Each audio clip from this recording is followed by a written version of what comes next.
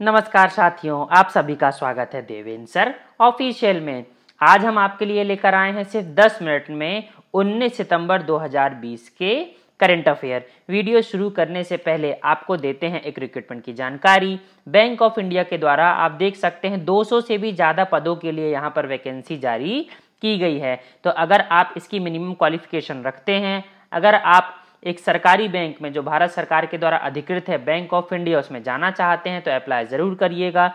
इसकी पीडीएफ मैं ऑलरेडी अपने टेलीग्राम पेज पर डाल चुका हूं और इस वीडियो की पीडीएफ भी आपको मेरे टेलीग्राम पेज पर मिल जाएगी, चाहे तो आप ज्वाइन कर सकते हैं। और हाँ, वीडियो अच्छा लगे तो सब्सक्राइब करना मत भूलिएगा। चलिए शुरुआत करते हैं आज के हम पहले प्रश्न की।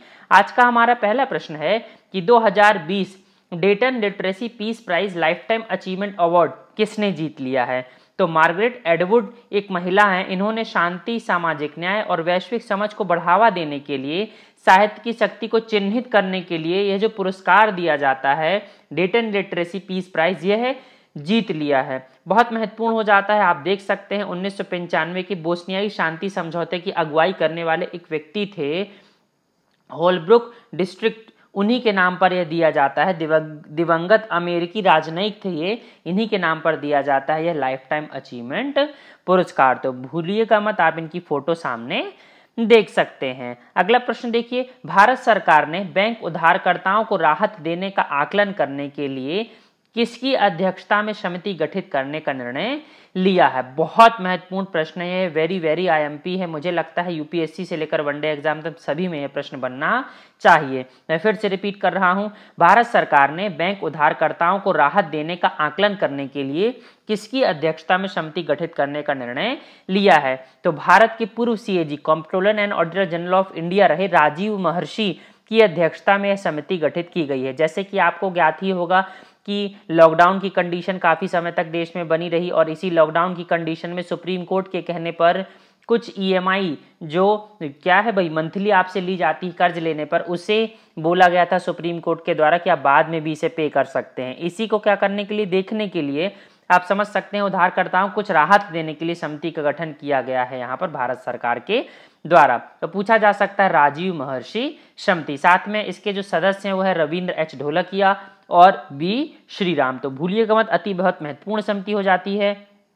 इसकी कुछ शर्तें हैं, आप देख सकते हैं, देखते हैं क्या क्या सुझाव देती है और भारत सरकार कहां तक इस सुझाव को मानती है। आप देख सकते हैं राजीव महर्षि महोदय को जब वो सीएजी पद की शपथ ले रहे थे। अब सीएजी कौन बन चुके हैं भाई? जो जम्मू और कश्मीर के क्या रहे हैं, उपराज्यपाल रहे हैं, गिरीश चंद्र मुर्मू। तो भूलिएगा मत। अगला प्रश्न देखिए, क्रेडिट रेटिंग एजेंसी मूडीज ने वित्त वर्ष 2020 और 21 में फाइनेंशियल ईयर 2021 में कोरोना वायरस महामारी के कारण भारत की जीडीपी ग्रोथ रेट कितना रहने का अनुमान जताया है? तो यहाँ पर मूडीज ने कहा है वर्ष 2020-21 में हमारी ग्रोथ रेट रहने वाली है -11.5%। जी हाँ, आप बिल्कुल सही सुन रहे हैं, नेगेटिव ऋणात्मक 11.5% यहाँ पर ग्रोथ रेट बताने का अनुमान लगाया जा रहा है मूडीज के द्वारा। हालांकि नेक्स्ट जो फाइनेंशियल ईयर होगा 21-22 यहाँ पर जीडीपी की ग्रोथ 10.6% के साथ बढ़ने की बात की जा रही। तो आप देख सकते हैं पहले नेगेटिव फिर पॉजिटिव।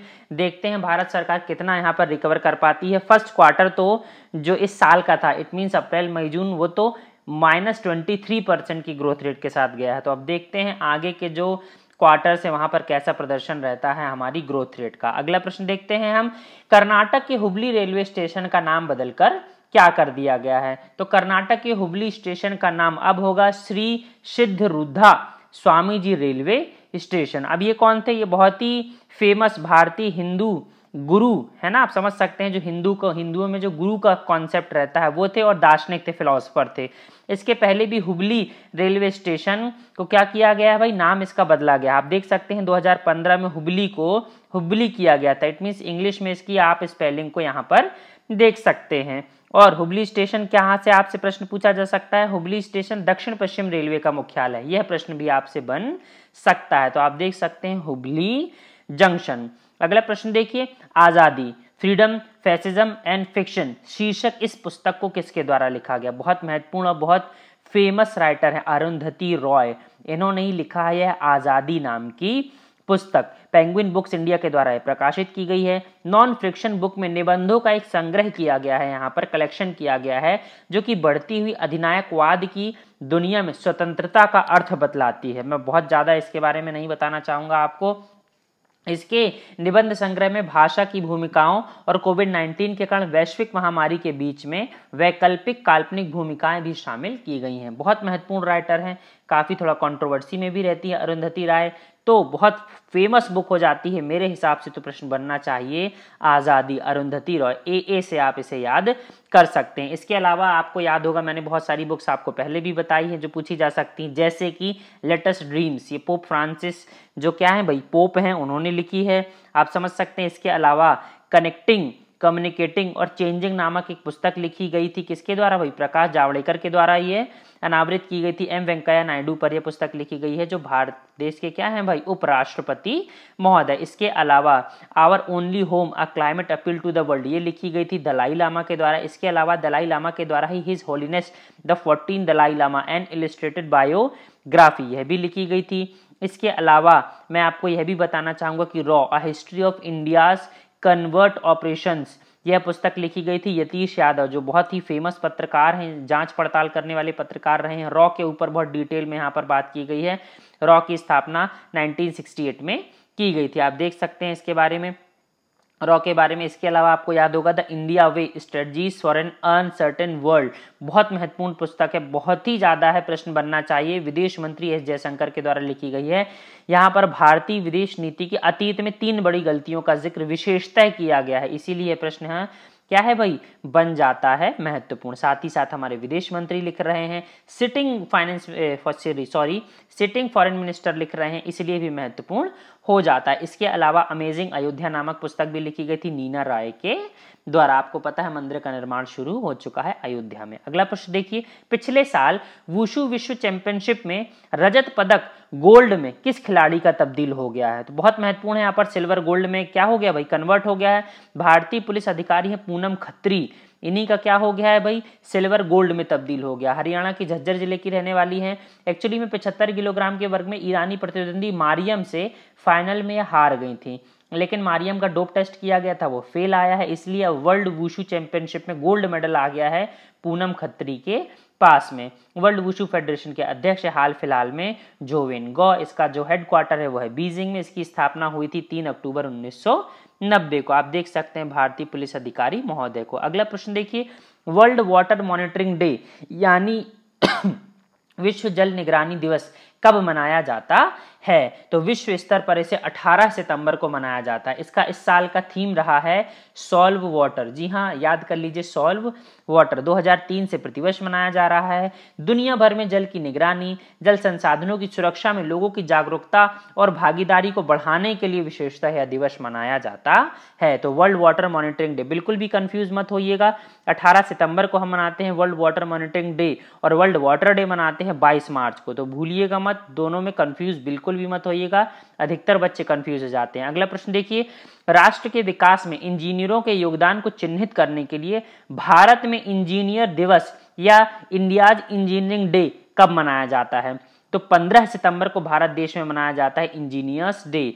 भारत में वर्ष 1968 से इसे हर साल मनाया जा रहा है। आपको पता है यह दिन भारत के सबसे महान इंजीनियर रहे सर मोक्षगुंडम विश्वेश्वरैया की जयंती के दिवस पर मनाया जाता है, जिन्हें सर एमवी भी कहा जाता है, और इन्हें ही father of modern Mysore, it means आधुनिक मैसूर के जनक भी कहा जाता है। और इसीलिए हमने 1955 में हमारे क्या है भाई, हमारे इंजीनियरिंग दिवस के जो प्रणेता है, हमारे जो क्या है फादर ऑफ इंजीनियर है, इन्हें ये भी कहा जाता है।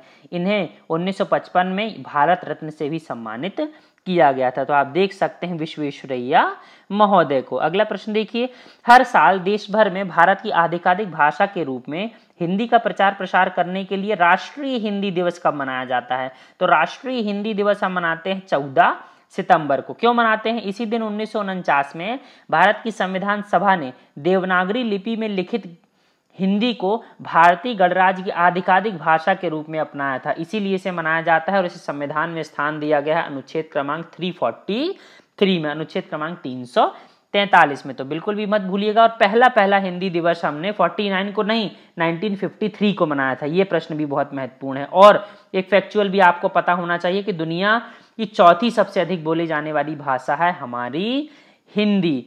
तो बिल्कुल मत भूलिएगा 14 सितंबर राष्ट्रीय हिंदी दिवस।